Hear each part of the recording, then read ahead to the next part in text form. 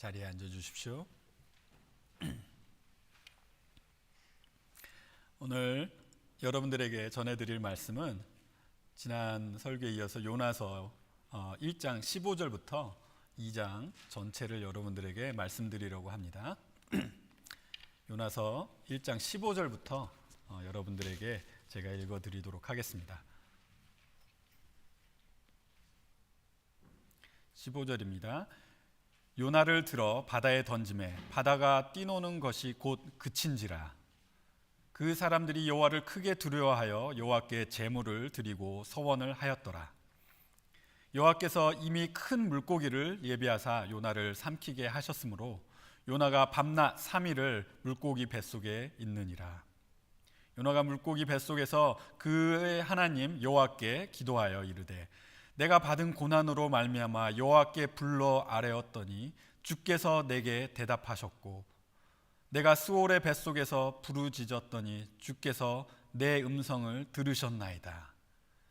주께서 나를 깊은 속 바다 가운데에 던지셨으므로 큰 물이 나를 둘렀고 주의 파도와 큰 물결이 다 내 위를 넘쳤나이다. 내가 말하기를 내가 주의 목전에서 쫓겨났을지라도 다시 주의 성전을 바라보겠다 하였나이다. 물이 나를 영혼까지 둘러싸으며 기품이 나를 에워싸고 바다풀이 내 머리를 감쌌나이다. 내가 산의 뿌리까지 내려가 싸우며 땅이 그 빗장으로 나를 오랫동안 막았사오나 나의 하나님 여호와여 주께서 내 생명을 구덩이에서 건지셨나이다. 내 영혼이 내 속에서 피곤할 때 내가 여호와를 생각하였더니 내 기도가 주께 이르러 싸우며 주의 성전에 미쳤나이다. 거짓되고 헛된 것을 숭상하는 모든 자는 자기에게 베푸신 은혜를 버렸사오나 나는 감사하는 목소리로 주께 제사를 드리며 나의 소원을 주께 갚겠나이다. 구원은 여호와께 속하였나이다 하니라. 여호와께서 그 물고기에게 말씀하시매 요나를 육지에 토하니라. 아멘. 오늘 설교의 말씀은 설교의 제목은 요나는 잠수 타고 하나님은 구원하시고라고 이렇게 제목을 제가 지어봤습니다. 오늘은 약간 제가 주제를 잡지를 못하고 성경 공부와 같이 이렇게 여러분들에게 설교를 드릴 예정입니다. 그래서 설교를 들으실 때 성경 공부처럼 들리실 수도 있으실 거예요. 그래도 오늘 이 말씀을 세 가지로 나눠 본다면 저는 여러분들에게 이 첫 번째 회심한 선원들의 모습에서 저희가 배울 수 있는 것들이 있고, 또 두 번째는 이 하나님께서 명령하셨을 때 순종했던 그 물고기를 저희가 봤을 때 저희가 배울 수 있는 게 또 있을 것입니다. 그리고 세 번째 또 요나의 기도 속에서 저희가 배울 수 있는 것을 저희가 한번 보았으면 좋겠어요. 그래서 이렇게 세 가지 회심한 선원들, 순종한 물고기, 그리고 기도하는 요나, 이렇게 세 가지의 주제로 여러분과 이 말씀을 저희가 한번 보았으면 합니다. 그래서 저희 첫 번째 포인트는 이 회심한 선원들을 저희가 이렇게 먼저 한번 살펴보도록 하겠습니다. 15절에 요나를 들어 바다에 던지매 바다가 뛰노는 것이 곧 그친지라. 그 사람들이 여호와를 크게 두려워하여 여호와께 제물을 드리고 서원을 하였더라. 지난번 설교에서 제가 이렇게 16절을 포함하지 않았어요. 보통 설교할 때 1장을 다 하고 2장으로 넘어가는 게 더욱 자연스러워 보였을 수도 있겠다라는 생각을 했지만 저는 이 폭풍 전, 폭풍 속, 그리고 폭풍 후의 사건으로 이렇게 나눠서 생각하다 보니까 오늘 본문을 이 폭풍 후에 일어난 사건, 바로 하나님을 믿은 이 선원들의 이야기를 이 폭풍 후에 일어난 사건으로 말씀드려야 되겠다 이렇게 생각을 해서 오늘 설교에 이렇게 담아 보았습니다. 지난번에 선원들에 대해서 이렇게 말씀을 드렸는데 이 선원들은 요나의 생명을 귀하게 여길 정도로 양심적인 사람들인 것을 여러분 말씀을 통해서 보셨을 거예요. 그리고 이 사람들은 아주 종교적인 사람들이었어요. 어려운 일이 있을 때 하나님을 찾고 또 요나에게 요나가 믿는 하나님이 명령하시는 것을 바로 이제 순종할 것을 이렇게 기다리고 있었던 사람들이에요. 요나를 바다에 던져 죽게 하는 것은 이 양심적이고 이 종교적인 선원들에게는 어쩌면 이렇게 이 사람 진짜 던져도 될까 하는 믿음 반, 불신 반, 마치 도박처럼 해야 되는 그런 행동이었을 것입니다. 하지만 요나를 이렇게 바다에 던지고 그 바다가 갑자기 고요해지고 잠잠해지는 것을 보았을 때 요나의 하나님이 진정 하나님이시고 또 살아계신 하나님이신 것을 이렇게 증명적으로 이들이 알게 되었던 것이죠. 그리고 그 하나님께 자신들에게 요나의 그 생명의 책임을 물으시지 않으신 것을 너무 이렇게 감사하게 아마 생각했을 거예요, 이 선원들이. 이들은 이제 여호와 하나님이 누구이신지 분명히 알게 되었습니다. 그래서 자신들의 우상들을 다 버리고, 그리고 16절을 보시면은 이 특별히 여호와 하나님의 이름을 2번씩이나 언급하면서 이 이방신을 섬겼던 이 선원들이 여호와 하나님이 자신들의 하나님이신 것처럼 그렇게 경배하고 서원을 하고, 그래서 여호와 하나님이 진정 누구이신 것을 알게 됐다는 것을 강조하고 있는 것을 저희가 볼 수가 있어요. 폭풍 속에서 하나님의 그 놀라우신 능력을 경험하고 이제는 하나님을 두려워하는 자들이 이들이 되었습니다. 그리고 이들은 하나님을 예배하고 또 서원까지 드리는 자들이 되었습니다. 요나서는 저에게 하나님께서 택하신 민족 이스라엘 외에도 이 모든 나라와 민족이 하나님을 알고 구원받기를 뜻하시고 또 그들의 구원을 이루신다는 것을 이렇게 이런 우상을 섬겼던 이방인들을 통해서 하나님께서 이 요나서를 통해서 저에게 보여주시고 있는 것이죠. 예전에 저에게 어떤 분이 이런 질문을 하셨어요. 왜 하나님은 한국 사람이 알지도 못하는 저 멀리 중동에 있는 너무나도 생소한 그런 유대 민족을 통해서 하나님을 저에게 알게 하시죠? 라는 그런 질문을 하신 적이 있어요. 하나님께서는 이스라엘 민족을 택하셨다기보다는 아브라함에게 약속하신 그 언약 때문에 이스라엘이란 민족이 이렇게 생기게 된 것이죠. 그런데 그 이스라엘 백성이 민족이 되고 또 나라가 되기 이전부터 하나님께서 그 이스라엘 백성을 통해 많은 민족이 복을 얻게 될 거라고 그렇게 말씀을 하셨어요, 이미. 저희가 그 말씀을 잠깐 읽어보면 창세기 12장을 여러분이 펴보시면은 창세기 12장 1절에 여호와 하나님께서 아브라함에게 약속하셨던 그 약속을 저희가 바라볼 수가 있어요. 읽어드리면 여호와께서 아브라함에게 이르시되 너는 너의 고향과 친척과 아버지의 집을 떠나 내가 내게 보여줄 땅으로 가라. 내가 너로 큰 민족을 이루고 내게 복을 주어 내 이름을 창대하게 하리니 너는 복이 될지니라. 너를 축복하는 자에게 내가 복을 내리고 너를 저주하는 자에게는 내가 저주하리니 땅의 모든 족속이 너로 말미암아 복을 얻을 것이라 하신지라. 땅의 모든 족속이 너로 말미암아 복을 얻을 것이라 하신지라. 이렇게 이미 말씀을 하신 거죠. 그리고 그뿐만 아니라 출애굽기 19장을 여러분들이 보시면은 유대인들은 하나님께서 Kingdom of Priests, 제사장의 나라, 그리고 거룩한 나라, 하나님의 소유로 이렇게 삼으심으로써 이 나라를 통해서 하나님의 이름을 만 백성에게 알리고 또 만 백성들을 하나님께로 인도해야 하는 그런 제사장적인 백성으로 삼으셨다는 것을 저희가 알 수가 있어요. 자, 그런데 요나서에서 막 이방인들이 하나님을 알게 되고 구원받기 이렇게 시작하는 것을 저희가 볼 수가 있어요. 이 선원들이, 이방인 우상을 숭배했던 그 선원들이 이제 막 구원을 받기 시작해요. 그런데 요나는 이방인에게 하나님을 전해야 하는 그런 유대인으로서 지금까지 한 게 뭐가 있죠?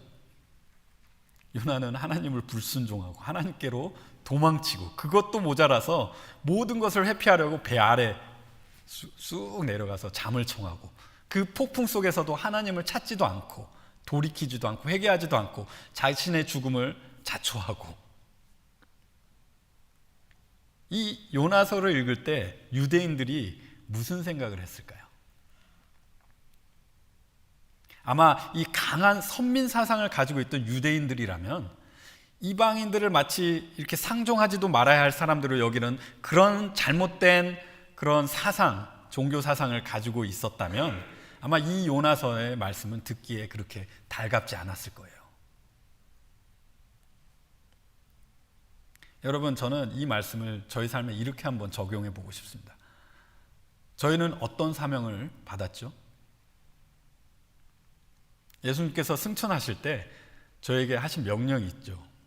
뭐였죠? 여러분 잘 아실 거예요. 마태복음 28장 18절에 예수님께서 저에게 이렇게 말씀하셨죠. 예수께서 나와서 말씀하여 이르시되 하늘과 땅의 모든 권세를 내게 주셨으니 그러므로 너희는 가서 모든 민족을 제자로 삼아 아버지 아들과 성령의 이름으로 세례를 베풀고 내가 너희에게 분부한 모든 것을 가르쳐 지키게 하라. 볼지어다 세상 끝날까지 너희 항상 함께 있으리라 하시니라. 저희도 어떻게 보면 유대인들과 동일한 명령을 그렇게 받은 사람들이에요. 모든 민족을 예수님의 십자가의 앞으로 인도하여 진정한 복의 길로 인도해야 하는 그런 사명을 받은 자들이죠. 그런데 저희가 혹시 하나님을 믿는다고 해서 저희가 조금 더 거룩하게 살아야 한다고 해서 세상과 단절되어 이렇게 살아가는 모습이 옳은 모습일까? 여러분들에게 질문을 드리고 싶은 것이죠. 여러분, 저희는 죄에 대해서는 단절되어도 이 세상에서는 저희가 하나님을 섬기는 자로서, 하나님을 전하는 자로서 이 세상과 더불어 하나님의 빛과 소금이 돼야 되는 그런 의무를 가지고 있는 거예요, 여러분. 그리고 더 여러분들이 기억하셔야 될 것은 저희는 하나님께서 죄인을 사랑하시고 또 그 죄인이 구원받기를 원하신다는 것을 여러분 꼭 잊지 마셔야 합니다. 내 생각에 저 사람은 진짜 악하고 구원받을 가치가 없다라고 생각하는 그런 마음이 혹이나 있으신다면 그거는 정말 악한 생각인 거예요. 자, 두 번째 포인트는 순종하는 물고기입니다. 여기에 대해서 한번 살펴볼까요? 하나님은 이 물에 빠진 요나를 구원하시기 위해서 이 큰 물고기를 준비하십니다. 17절을 읽어보면 여호와께서 이미 큰 물고기를 예비하사 요나를 삼키게 하셨으므로 요나가 밤낮 3일을 물고기 뱃속에 있느니라. 하나님께서는 이미 큰 물고기를 예비하셔서 이 말은 하나님께서 저번 설교에도 제가 여러분들에게 보여드렸지만 하나님의 그 주권과 하나님의 섭리를 지금 저희에게 다시 보여주고 계신 것이죠. 그래서 하나님의 그 놀라우신 그런 능력, 이 섭리로 이 물고기, 저희가 그 금붕어 혹시 키워보신 적 있으세요? 아무리 트레인을 하려고 해도 트레인이 안 되는 그 물고기가 하나님께서 준비하셔서 이 하나님의 그 명령을 순종해서 거기에서 기다리고 있던 거예요. 그리고 이 요나를 계속해서 구원하셔서 이 니느웨 사람들을 구원하시려는 그 계획을 계속적으로 이루시려는 그 놀라운 능력의 섭리를 저희가 계속 이 물고기를 통해서도 저희가 볼 수가 있는 것이죠. 여기서 물고기가 삼켰다라는 그런 단어는 저희가 어떻게 보면 다르게도 이렇게 바라볼 수가 있는데, 이 삼키다라는 단어는 또 다른 곳에, 성경 다른 곳에서는 파멸을 의미하기도 합니다. 파멸되다, 디스트로이되다. 이 죽음을 자초한 요나가 어쩌면 물고기 뱃속에 들어가는 것은 구원으로 보이기보다는 어쩌면 이렇게 이 뉘앙스로, 파멸이라는 뉘앙스로 이렇게 해석해 보면 파멸 속으로 들어갔다고 이렇게 들릴 수도 있을 거예요. 솔직히 그 속에서 그 물고기 뱃속에서 하나님께서 꺼내주시지 않으시면은 그거는 생매장이고 물고기 밥이 되는 것이죠. 솔직히는. 요나가 물고기 뱃속에서 3일이 있었다는 이야기는 많은 학자들, 많은 사람들, 또 특별히 자유주의 신학자들에게는 이것은 실제 일어난 그런 역사로 받아들일 수 없는 그런 일로 이제는 돼버렸어요. 단순히 이 사건은 저에게 중요한 레슨을 주는 은유적인 그런 이야기라고 그들은 이렇게 말합니다. 성경에 있어 이렇게 거짓말이라고 이렇게 얘기도 안 하고 그냥 은유적인 메시지다, 좋은 메시지다. 여러분, 여기에 얼마나 큰 위험이 있는지 아십니까? 성경을 있는 그대로 믿지 못하는 것, 이것은 저희가 굉장히 조심해야 되고 굉장히 저희가 discern해야 되는 그런 것 중에 하나예요. 이러한 주장을 반대하는 학자들은 이 고래나 상어에게 통째로 이런 것을 이제 반대로 이렇게 주장하는 이제 학자들은 이런 자유주의 이제 신학자들을 이렇게 그 아규먼트를 하기 위해서 이렇게 고래나 상어에게 이렇게 통째로 잡혀 먹었다가 살아나온 사람들의 그런 사례를 바탕으로 요나의 사건이 이렇게 실제 가능성이 있다고 이렇게 주장도 한번 해봤어요. 하지만 이런 시도도 이런 어떻게 보면 자연의 순리에 있어서 이렇게 많은 비판을 또 받게 돼요. 어떠한 이들은 요나가 물고기 뱃속에서 지냈던 이 3일의 사건이 그냥 진짜 3일의 사건이 아니고 요나가 느꼈던 이 감각적으로 느꼈던 그 시간일 거라고 이렇게 보는 사람들이 있어요. 그냥 상징적으로 보는 거죠.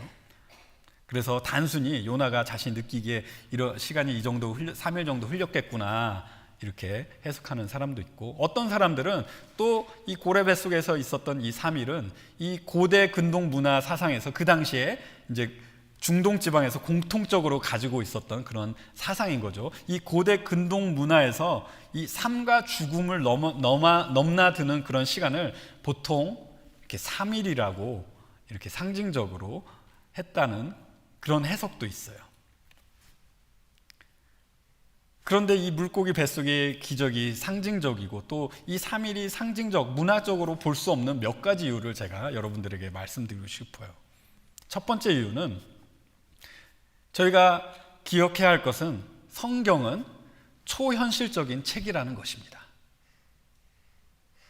자연의 순리를 벗어나는 그런 기적의 이야기로 가득 찬 책이고, 또 이러한 기적들은 하나님의 역사이며 이 세상이 경험하고 기록했다는 것입니다. 여러분, 저희가 성경을 문자적으로 해석하고 문자 그대로 믿는다는 것은 성경에 하나님께서 이루신 모든 기적들을 그대로 받아들이고 그대로 믿는다는 거예요. 이것이 문자적 해석의 가장 근본이 되는 거예요. 그리고 이것이 저희가 가지고 있는 presupposition, 전제가 돼야 되는 거예요.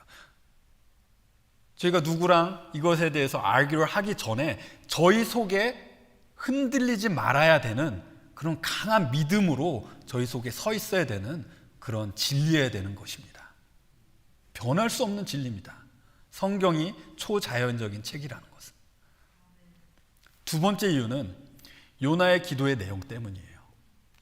요나의 기도의 내용을 보면 요나는 분명히 물고기 뱃속에 있는 그런 물고기 뱃속에서 그 물고기 위에게 이렇게 막 모든 몸이 이렇게 다 묻어가지고 자신의 그 고통을 호소하고 있는 그 경험을 여기서 말하고 있어요.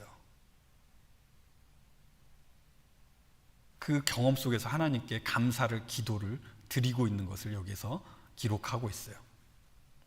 물고기 뱃속에서 아직 그 숨이 붙어 있고 그 정신이 살아 있어서 자신의 목숨을 살려주시 하나님께 감사드리고 있는 것을 저희가 이제 좀 이따 읽을 건데, 요나가 이 물고기 뱃속의 사건을 이게 상징적이었다면 이렇게까지 자신의 경험의 바탕으로 이렇게 기도를 기록하지 않았을 것이라는 것이죠.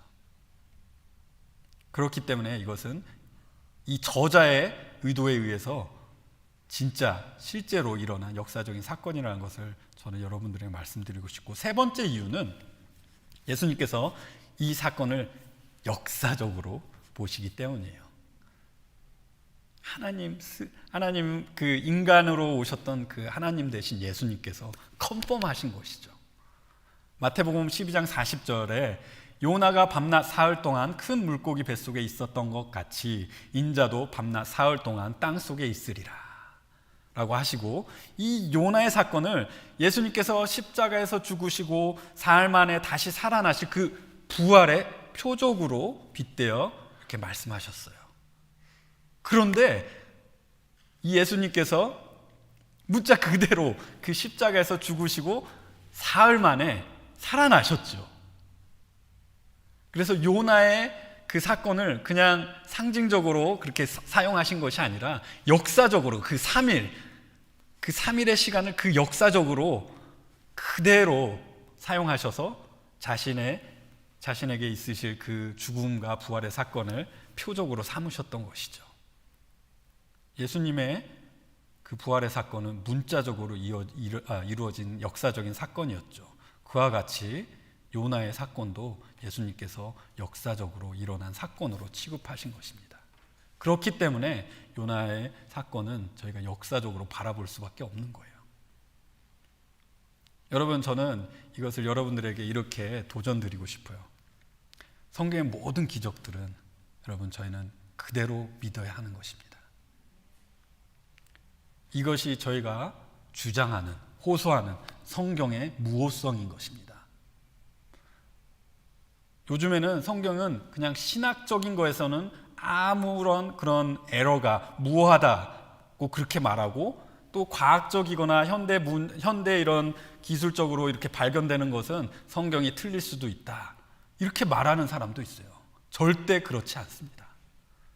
성경은 처음부터 끝까지 어느 면에서도 하나도 실수가 없는 것을 여러분들이 믿으셔야 되는 것입니다. 하나님의 말씀은 완벽한 것입니다. 하나님의 말씀은 완전한 것입니다. 여러분, 말씀을 그렇게 꼭 가르치시고 믿으시기 바랍니다.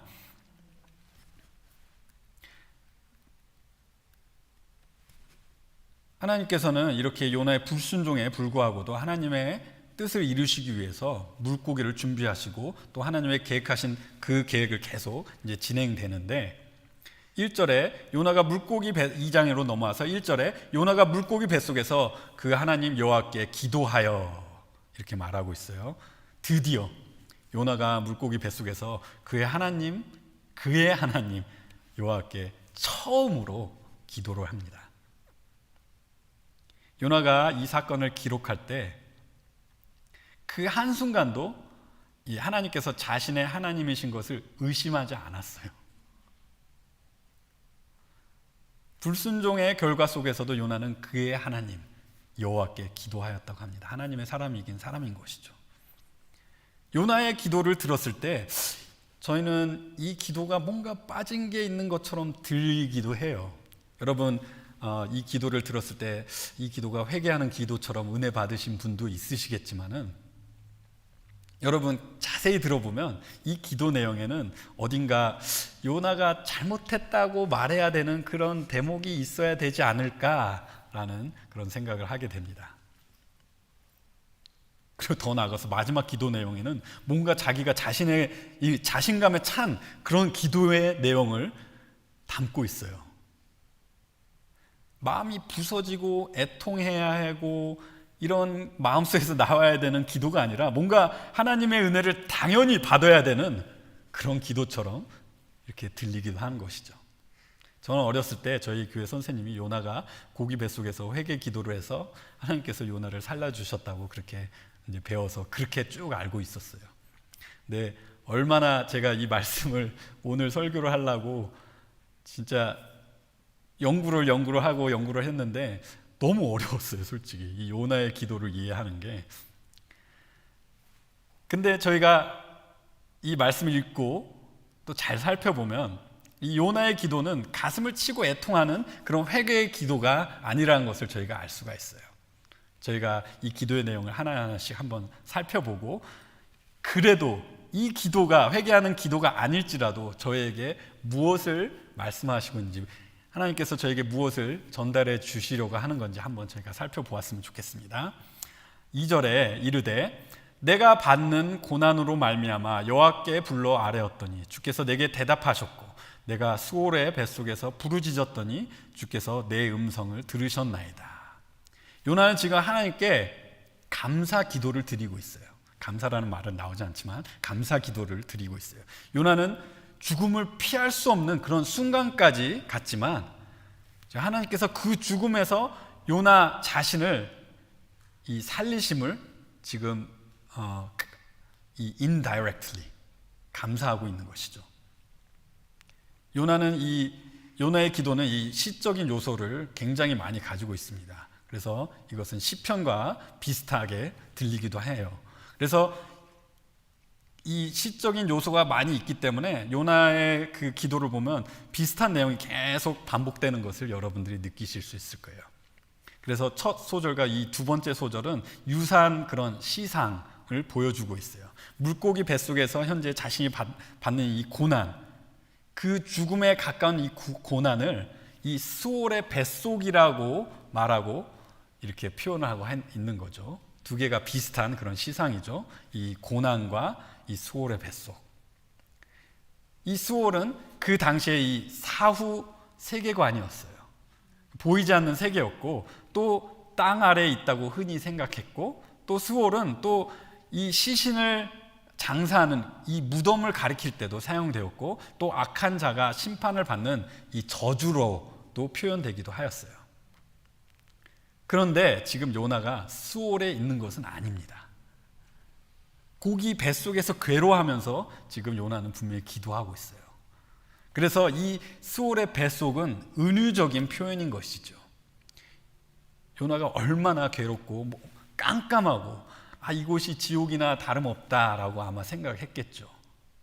죽고 싶은데 죽을 수도 없고 목숨이 붙어있고 뱃속에서 서서히 죽어가는 그런 요나에게 너무나 괴로운 것이죠.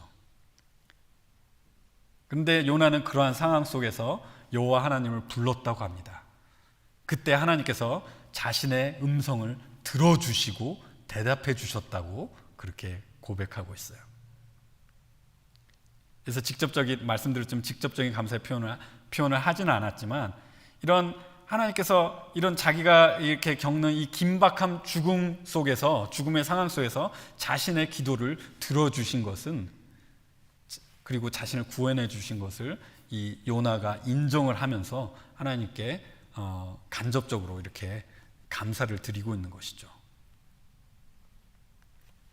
그런데 다음 기도의 고백은 좀 더 아리송합니다. 3절을 읽어보면 주께서 나를 깊음 속 바다 가운데 던지셨으므로, 분명히 요나가 그 죽음을 자초했는데, 그리고 선원들의 그 손에 의해서 바다에 던져졌는데 지금 하나님께서 자신을 던졌다고 말하고 있어요. 또 다음 소절은 큰 물이 나를 둘렀고 주의 파도와 큰 물결이 나를 다 내 위에 넘쳤나이다, 이렇게 말하면서 여기서도 주의 파도와 큰 물결이라고 하면서 마치 하나님께서 파도와 큰 물결로 이렇게 보내셔서 요나를 물에 빠뜨리신 것처럼 그렇게 말하고 있어요. 어떤 학자들은 이 기도의 내용을 요나가 하나님께 책임을 돌리고 있다라고 이렇게 해석하는 학자들도 있어요. 그 이유는 요나는 자신의 죄를 고백하지도 않고, 또 더 나가서 이 4장에 보면은 요나가 하나님께 어떤 기도를 하죠? 불평의 기도를 해요. 요나는 자신의 그 잘못을 전혀 뉘우치지 않은 것을 저희가 4장에 가서는 더욱더 확실하게 볼 수 있는 거죠. 그래서 요나가 지금 이 말은 하나님께 책임을 전가하고 있다라고 그렇게 해석하는 학자들이 생기는 거죠. 하지만 분명한 것은 지금 이 어려운 상황이 하나님께서 자신을 다루시고 있는 상황이라는 것을 요나가 인지하고 있다는 거예요. 이 기도 속에서 저희가 또 알 수 있는 것은 요나가 자신의 죄에 대해서 언급하지는 않지만 저희가 요나가 자신의 죄에 대해서 어떤 태도를 가지고 있다는 것을 저희가 또 알 수가 있는 거예요. 자기 죄에 대해서 말하지 않아요. 이것은 요나에 대해서 어떻게 무엇을 말해주고 있을까요? 또 4절을 보시면 요나가 하나님께서 자신을 쫓아낸 것처럼 말을 합니다. 4절에 보면 내가 말하기를 내가 주의 목전에서 쫓겨났을지라도, 하나님은 요나를 계속 지금까지도 지켜보고 계셨고 요나가 도망칠 때 그 계획을 뒤집어 엎으시고 또 요나를 계속 쫓으시고 그랬지만은 요나를 쫓아내신 적은 없습니다. 그런데 요나가 하나님의 목전, 하나님의 눈앞에서 쫓겨났다고 지금 말하고 있어요.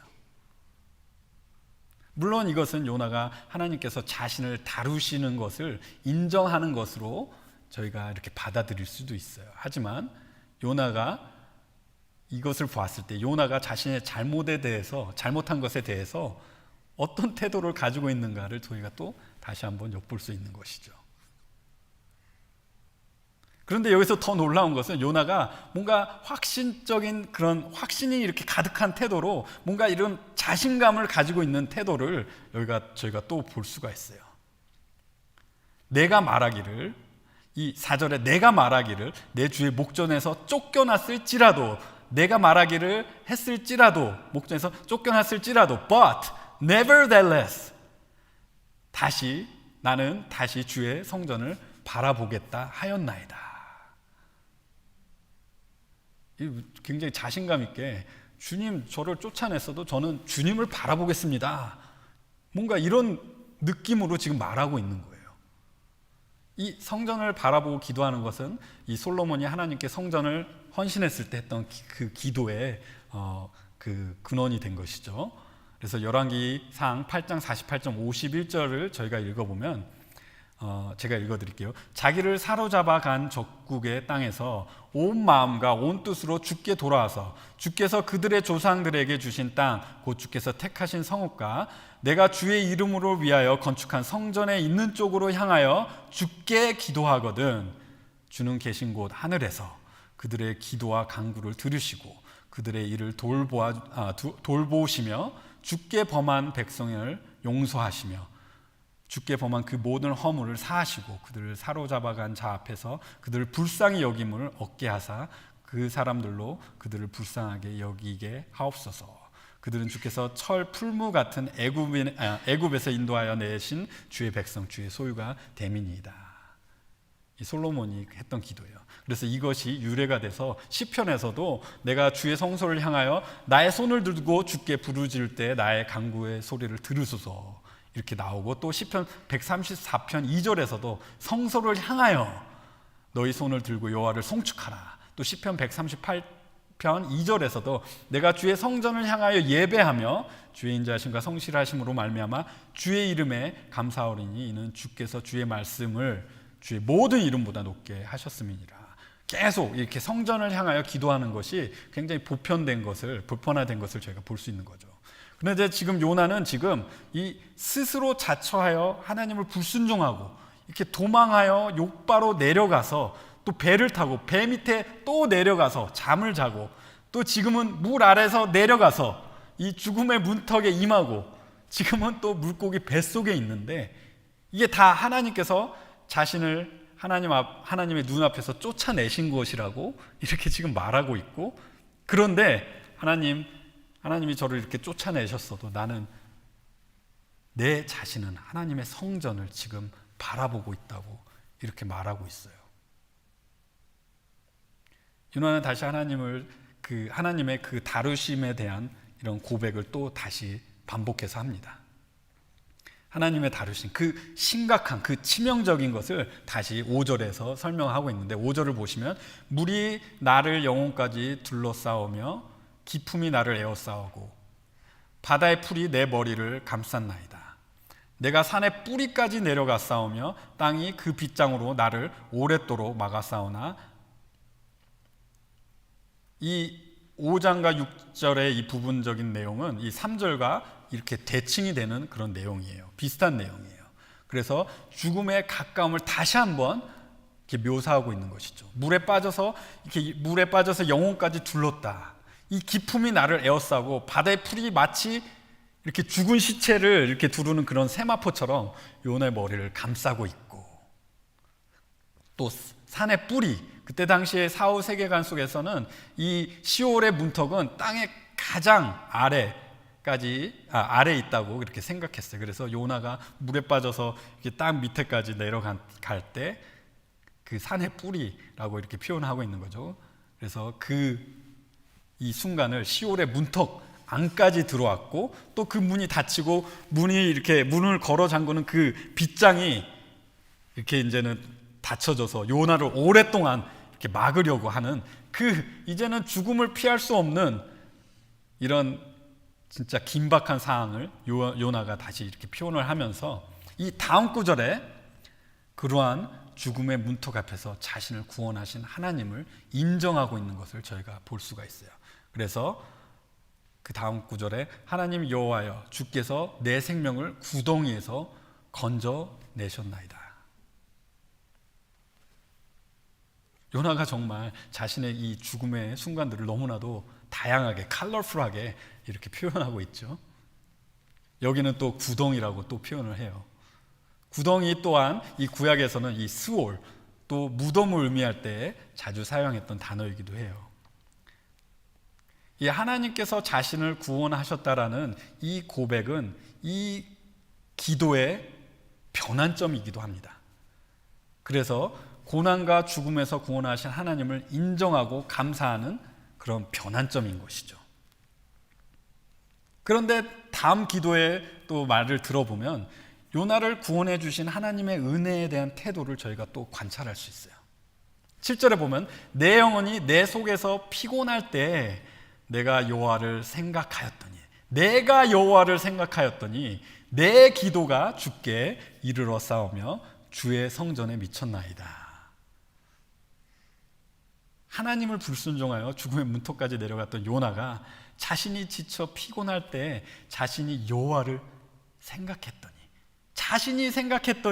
자신의 기도가 하나님께 이르렀고 하나님의 성전에 이르렀다고 합니다. 여러분, 하나님께서 은혜를 베푸실 때 사람이 하나님을 기억하는 것이 아니라 하나님께서 사람을 기억하세요. 제가 이것을 예를 들어 드리면 창세기 6장에 노아 이야기가 나오잖아요. 홍수가 나고 모든 것이 물로 덮였어요. 모든 것이 다 심판을 받고 그리고 150일이 지났어요. 노아의 가족들이 방주로 인해서 이렇게 목숨을 건졌지만 하나님께서 그 목숨을 그 이후에도 책임져 주시지 않으시면 그들은 죽은 목숨이나 다름이 없어요. 그런데 창세기 8장 1절에 이렇게 기록하는 것을 저희가 볼 수 있어요. 창세기 8장 1절을 읽어드리면 하나님이 노아와 그와 함께 방주에 있는 모든 들짐승과 가축을 기억하사 하나님이 바람을 땅 위에 불게 하심에 물이 줄어들고, 노아의 홍수의 이야기는 어쩌면 요나의 이야기와 이렇게 많은 유사점을 가지고 있어요. 노아 때도 모든 세상을 물로 뒤덮어서 이렇게 심판을 하셨고, 그렇지만 노아에게 이 방주라는 것을 만들게 하셔서 그 가족을 구원하신 그 하나님의 은혜가 여기서 보이게 되는 것이죠. 요나서에서도 요나가 지금 물속에 잠겼지만 하나님께서 큰 물고기를 보내셔서 요나를 구원하신 것이죠. 노아 가족이 그 방주 속에 있을 때 하나님께서 그들을 기억하셨다고 하셨는데, 이것은 하나님의 전적인 구원의 은혜를 저희가 이것을 통해 볼 수가 있는 거죠. 하지만 요나의 기도에서는 요나를 생각하시는 하나님을 드러내고 나타내고 영광 돌리기보다는 요나 자신이 하나님을 생각했다고 그 포커스가 요나에게 있는 것을 저희가 또 볼 수가 있어요. 또 더 나가서 요나가 8절에서는 또 어떻게 기도하죠? 8절에 거짓되고 헛된 것을 숭상하는 모든 자는 자기에게 베푸신 은혜를 버렸사오나 나는 감사하는 목소리로 주께 제사를 드리며 나의 소원을 주께 갚겠나이다. 자신의 그 우상을 숭배했던 그런 사람들이랑 지금 자신을 비교하고 있어요. 폭풍이 불 때는 하나님을 찾지도 않았고, 또 폭풍이 멈췄을 때도 진정 여호와 하나님을 두려워하며 경배하고 서원한 자들, 그 우상 숭배를 했던 그 선원들이 있었잖아요. 그런데 요나는 그 폭풍 속에서 뭐를 했었죠? 하나님을 찾지도 않았었죠.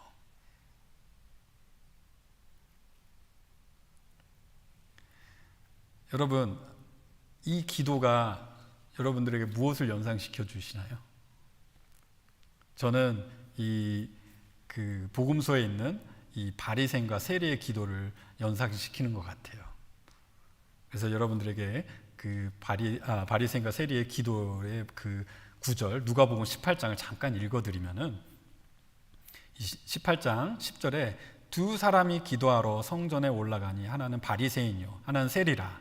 바리새인은 서서 따로 기도하여 이르되 하나님이여 나는 다른 사람들 곧 토색 불의 간음하는 자들과 같지 아니하고 이 세리와도 같지 아니함을 감사하나이다.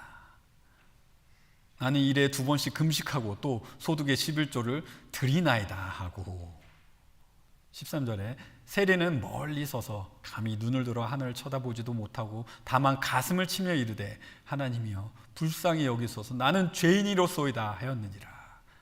14절에 내가 너에게 이르노니 이제 저 바리새인이 아니고 이 사람이 의롭다 하심을 받고 그의 집으로 내려갔느니라. 무릇 자기를 높이는 자는 낮아지고 자기를 낮추는 자는 높아지리라 하시니라.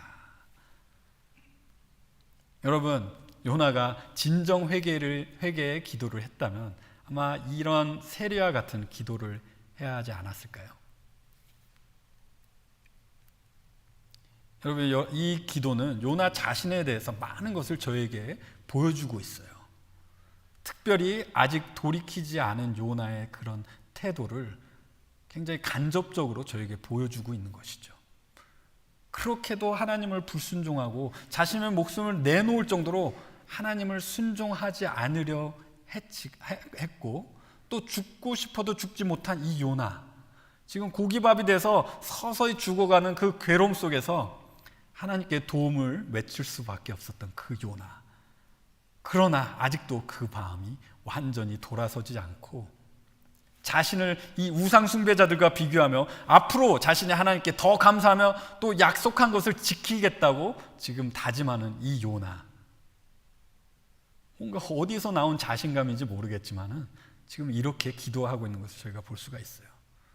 그런데 그러한 요나가 이제 모든 것을 하나님께 맡기는 그런 말을 합니다. 그래서 마지막 구절에 구원은 여호와께 속하였나이다 하니라. 이 뭔가가 많이 빠져있는 기도 속에서도 구원이 하나님께 속했다는 이 고백은 이 기도의 정점을 찍습니다. 클라이막스를 찍습니다. 그리고 10절에 여호와께서 그 물고기에 말씀하시네 요나를 육지에 토하니라. 요나를 육지까지 하나님께서 그냥 친히 구원하신 것이죠. 요나는 이러한 기도를 하였지만 자신이 이러한 기도와 자신의 이 모든 불순종한 것, 또 하나님께 무례하게 했던 모든 것을 요나는 지금 이 모든 것이 지나고 낱낱이 기록하면서 하나님의 그 놀라우신 그 은혜와 선하심을 지금 이 기도를 통해서 보여주고 있는 거예요. 요나는 이 고래 뱃속에 있을 때 진정한 회개를 하지 못했지만은 이것을 기록할 때는 이미 회개를 했다고 저희가 볼 수가 있는 것이죠. 요나서를 쓸 당시에 하나님께서 그 배에 있던 선원들에게 베푸신 은혜, 요나 자신에게 베푸신 그 크신 은혜, 그리고 12,000명이 넘는 12만 명이 넘는 그 악한 사람들이 있었던 그 니느웨의 사람들이 회개하고 심판을 면하게 하신 그 하나님의 놀라우신 은혜를 저희로 하여금 이러한 것들을 통해서 보게 하고 있는 것입니다.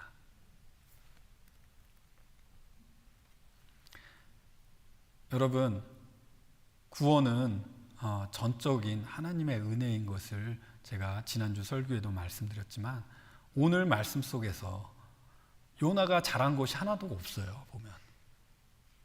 그런데 저희가 봐야 될 것은 이 구원은 오늘 말씀도 전적인 하나님의 은혜라는 것을 저희가 바라봐야 하는 것입니다. 저는 오늘 말씀을 복음의 메시지로 끝맺음 하길 원합니다. 여러분, 하나님께서 저희를 구원하시기 위해서 이미 모든 구원을 이루셨어요. 하나님께서 작정하신 모든 것을 다 이루셨어요.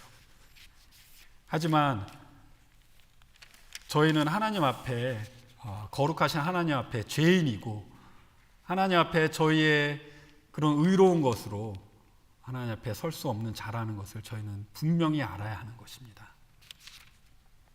로마서 3장에 기록된 바 의인은 없나니 하나도 없으며 라고 이렇게 말씀하셨어요. 하나님 앞에 섰을 때 그 어떤 자신의 선했던 것, 자신이 이 세상에서 착한 일을 했던 것으로 하나님 앞에 설 자가 없다는 그 진리를 하나님께서 저에게 말씀해 주시고 있는 거예요. 그리고 로마서 3장 23절에 모든 사람이 죄를 범하였음에 하나님의 영광에 이르지 못하더니, 저희는 하나님 영광에 이룰 수 없는 그런 자들이었습니다. 그 죄의 결과는 죽음과 심판밖에 없는 것이죠. 거룩하신 하나님, 모든 죄를 심판하셔야 되는 그 하나님은 작은 죄 하나도 그 지옥이라는 무서운 심판으로 그렇게 다루셔야 되는 의로우신 하나님이시기 때문입니다. 하지만 하나님께서는 저에게 예수님을 이 세상에 보내주셨어요. 베드로전서 3장에 예수님을 보내주셔서 예수님에게 저의 모든 죄를 짊어지게 하셨다고 말씀하시고 계세요. 베드로전서 3장 18절에 그리스도께서 한 번 죄를 위하여 죽으사 의인으로서 불의한 자를 대신하셨으니 이는 우리를 하나님 앞으로 인도하려 하심이라. 육체로는 죽임을 당하시고 영으로는 살리심을 받으셨느니라. 예수님께서 십자가의 단번에 십자가에서 돌아가심으로써 저의 죄를 대신하고, 여러분들 이것이 복음인 것입니다. 하나님께서 저의 죄를 그냥 없애주신 게 아니라 저의 죄를 누군가가 대신해야 하는 것이 이 복음의 메시지인 거예요. 하나님께서 십자가 위에서 저의 죄를 대신하셨습니다. 그리고 베드로전서 2장 24절에서는 친히 나무에 달려 그 몸으로 우리의 죄를 담당하셨으니 이는 우리로 죄에 대하여 죽고 의에 대하여 살게 하려 하심이라. 저가 채찍에 맞음으로 너희는 나음을 얻었나니. 예수님의 십자가의 은혜로 저희가 나은 삶을 살게 된 것이죠. 영생을 얻게 된 것이죠. 그 무서운 하나님의 진노를 피하게 된 것입니다.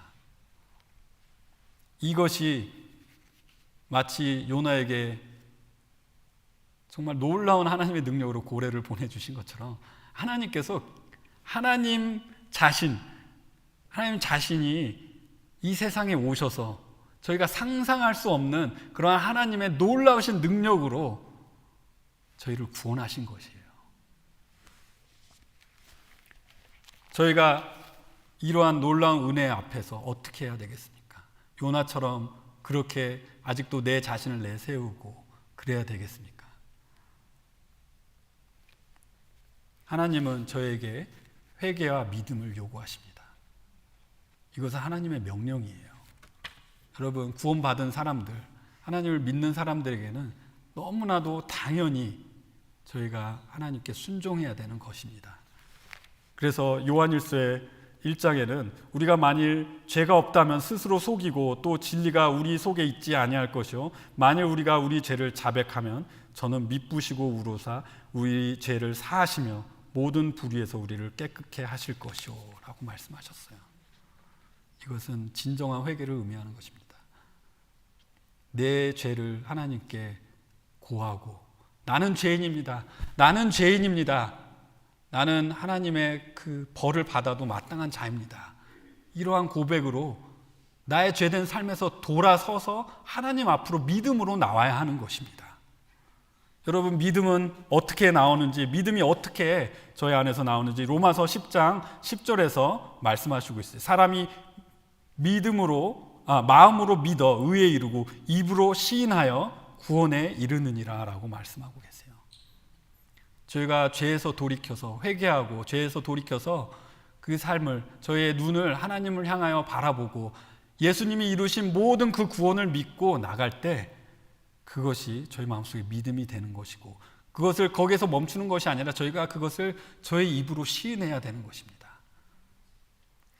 하나님께서 저희 구원하시는 방법인 것이에요.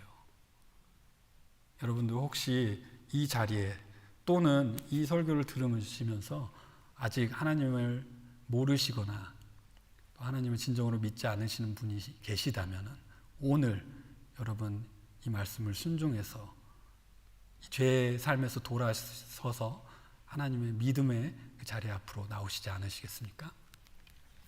마치시겠습니다. 기도하시겠습니다. 하나님 아버지, 놀라운 말씀을 저에게 주셨습니다. 이 말씀을 저희가 읽을 때 모든 구원이 하나님께 계시고 또 저희의 부족함 속에서도 하나님은 신실하게 그 구원을 이루시는 하나님이신 것을 저희가 다시 한번 깨닫게 되고 감사하게 되고, 구원이 하나님께 계신 것을 정말 너무나도 안심으로 그렇게 느끼게 됩니다. 하나님 아버지, 저희가 이 복음 안에서 매일매일을 살게 하여 주시고, 그래서 이 복음의 은혜가 저희 삶에 넘쳐날 수 있도록 저희 성도님들을 항상 축복하여 주시고 인도하여 주시옵소서. 이 모든 것을 예수님의 귀하신 이름으로 기도드렸습니다. 아멘. 이 시간 찬송가